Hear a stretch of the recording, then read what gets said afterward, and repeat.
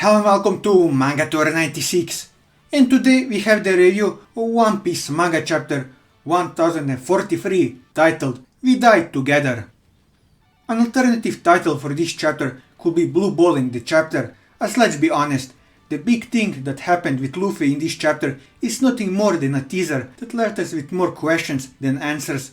In addition, having a break after this chapter makes calling this chapter Blue Balling even more appropriate.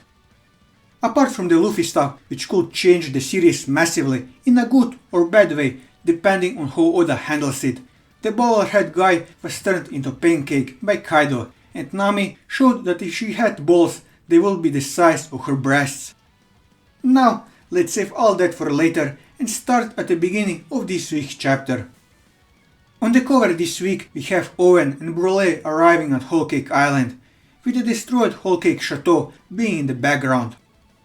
Nothing much interesting happened in this cover apart from seeing that it doesn't seem like they are trying to repair the chateau, which could indicate that the Big Mom pirates don't really care about the state of Whole Cake Island, or the more plausible explanation that the cover story takes place right after the end of the Whole Cake Island arc, so there wasn't much time in between to start repairing the chateau yet.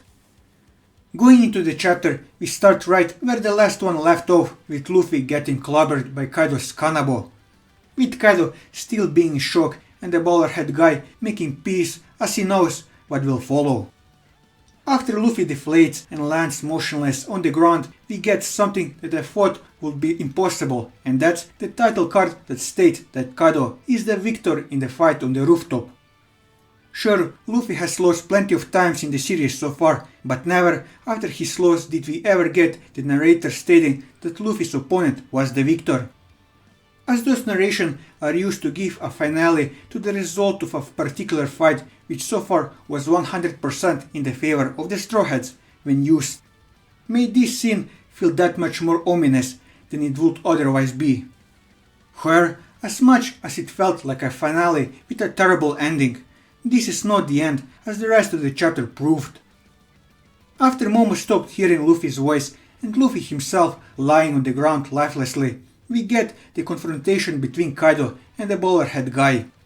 Well, calling it a confrontation is maybe not the right word to use in this situation, so let's simply call it an execution, which this definitely was. As the bowler-head guy is just waiting for Kaido and really hoping that it will be quick and painless, with Kaido smashing his Kanabo with all his might on the bowler-head guy. We do not see the aftermath of the attack or a body, but the reaction of the remaining CP0 member could be interpreted as him saying his goodbye to his colleague who died in the line of duty. Now, is the bowler-head guy dead? If this was another series, I would say yes, but considering this is One Piece and Kaido's track record of killing people in this arc is zero, I would say the bowler-head guy has a 50-50 chance of survival in this situation. If he survives or not, I do think that he deserves to receive the Employer of the Month award when it's all said and done. If nothing else, he deserves it for his effort. After saying our goodbyes to the bowler-head guy, we have a brief scene with Kawamazo. This scene, in all honesty, serves just to show that Kawamazo is still on Onigashima, which shows us how relevant he was after his fight on the rooftop. Then, Kaido arrives on the life floor in all of his dragon glory, with him stating that Luffy is dead and that he has still room for dessert, so if anyone wants to fight him, just bring it on. The most intriguing thing that happens in this double-page spread is that Law states that he can't hear Luffy's voice anymore, which you could always say it's observation haki, but considering that Kid who has observation haki doesn't say anything in that regard, and Momo said something similar just a few pages ago, does that mean that Law also has the voice of all things? If not that, maybe the members of the D-Clan have some kind of connection that allows them to hear each other's voice if they are close enough. Or maybe I'm thinking too much into this and the answer is simply observation haki. Moving on, the bad news that Kaido brought makes Chopper cry like the little bitch that he is. But not everyone is impressed with Kaido's words, as Nami has arguably a better moment than what she had prior with Ulti. As now she's confronting a Yonko head-on and calling BS on what he is saying, and credit where it's due, considering how this chapter ends. Nami was right in this scene. Where Kaido doesn't see it that way and tries to make her into a pile of ash, but luckily Marco intervenes and blocks the attack. After that we get the Kaido monologue where he's stating all his demands and so on. It's the typical villain speech, so there really isn't much to talk about. Meanwhile, the Beast Pirates' fodder try to take kids and lost sight, but they are stopped by the Kid and Heart Pirates. If nothing else, they are useful for something. Kid and Law do try to get up and ready themselves to fight Kaido, but they really don't look too good. Rather than fight Kaido, they look they are ready for a hospital bed. But if nothing else, they rather die fighting and not bend the knee like some others did. We also see Neko arriving with Carrot on the live floor, so they are also thrown into this mix. As it stands now, it seems that everyone will gather on the live floor sooner or later because of the raging fire and Onigashima collapsing around its edges, which should then give a stadium-like atmosphere for the final battle as opposed to the desolate atmosphere on the roof. Then we have a scene between Momo and Yamato, where Momo once again starts to break under the pressure, where he is even willing to surrender to Kaido to spare the lives of his people. Thankfully, Yamato is here who talks some sense into Momo. As she herself practically lived like a slave the last 20 years, so she knows that it's better to die fighting than to live like a slave without hope for a better tomorrow. At the end, she even offers to die together with him if he still wants to give up. It is not clear what Momo's answer was to that, but we see some panels later that he stopped pulling Onigashima. Yamato was riding on his back and it seemed like he was on the way to the live floor, so my assumption here is that he agreed to Yamato's proposal, where their intention was to storm the live floor in a suicide attack in hopes of taking down Kaido. Luckily for the both of them, there won't be any need for a suicide attack as Zunisha calls Momo before that. We see the seemingly lifeless Luffy lying alone on the rooftop, but then there is a heartbeat, which Zunisha immediately recognizes as the same sound it heard 800 years ago. It hears the drums of liberation saying to Momo that Joy Boy is here. And with Luffy smiling and his body steaming and turning to goo, slime or something else, we end this chapter. Now, where to start with this? What does Zunisha mean by Joy Boy is here? As I could see several scenarios with that statement. The first one is that Luffy is the reincarnation of Joy Boy and that's it.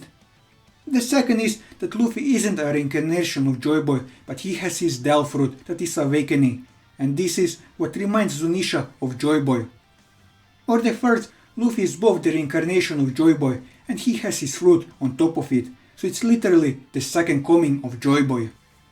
If you really have to go down this road, then I hope that it's the second option, with Luffy being his own person. I'm fine with him having inherited Joy Boy's will and having his Del Fruit, but I really do hope that we aren't dealing with some reincarnation bullshit here.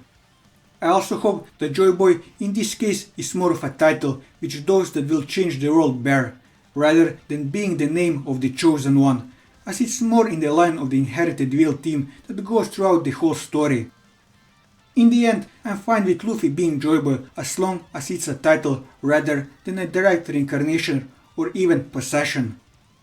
Then we have the problem of the Del Fruit, which is now confirmed that it was the Gomu Gomu no Mi that the Gorosei were talking about back in chapter 1037.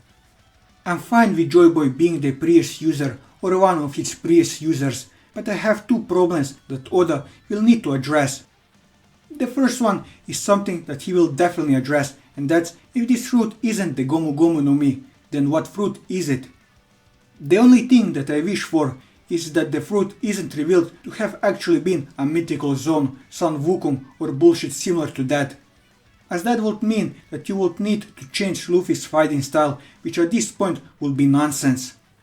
That is like saying that Zoro will abandon his swords and fight with 3 pistols instead, or Sanji abandoning his kicking fighting style and starting boxing. I'm sure nobody will be happy if something like that happened. The same goes for Luffy, where I hope that whatever fruit it turns out to be, its true nature can only be accessed in Awakening, and the rest Luffy fights normally like he did in the past 1043 chapters. The second problem concerns the Gorosei, and that they had an eye on Luffy since Jaya, and you want me to believe they couldn't figure out what fruit Luffy actually has. That's bullshit. So I really hope that Oda gives us a good explanation as to why it took them so long to figure it out. Now I know that some may suspect Shanks being the reason as to why they connected the dots, but I don't think that is the case, because in world time the meeting between Shanks and the Gorosei was 2 weeks or something like that ago, from where we are currently at. But the first order that the Gorosei gave to the CP0 was to capture Robin, and only after that did they figure out Luffy's fruit, where they changed the order to killing Luffy immediately. So that means that in world time they figured this shit out like 5 minutes ago. So really doubt that Shanks sought out Luffy. Either way, I hope that we get an explanation as to why it took them so long to figure it out. In general, I think that those revelations of Luffy being Joy Boy and Luffy's fruit being the one that had its name changed are a double-edged sword which could end up being a great development or a horrible development. Well, only time will tell what will come out of this, but for that we'll need to wait at least 2 weeks to get some answers. All in all, this was a good chapter of One Piece, which left us on one of the biggest cliffhangers in the whole story, as well giving us one of the best Nami moments and supposedly killing the Bowlerhead guy. Your sacrifice wasn't in vain, as it triggered an awakening in Luffy. And that'll be all for this video. If you like this video, leave a like, leave your thoughts in the comments below, or subscribe to the channel for more One Piece content as well as other manga content, and until next time, take care.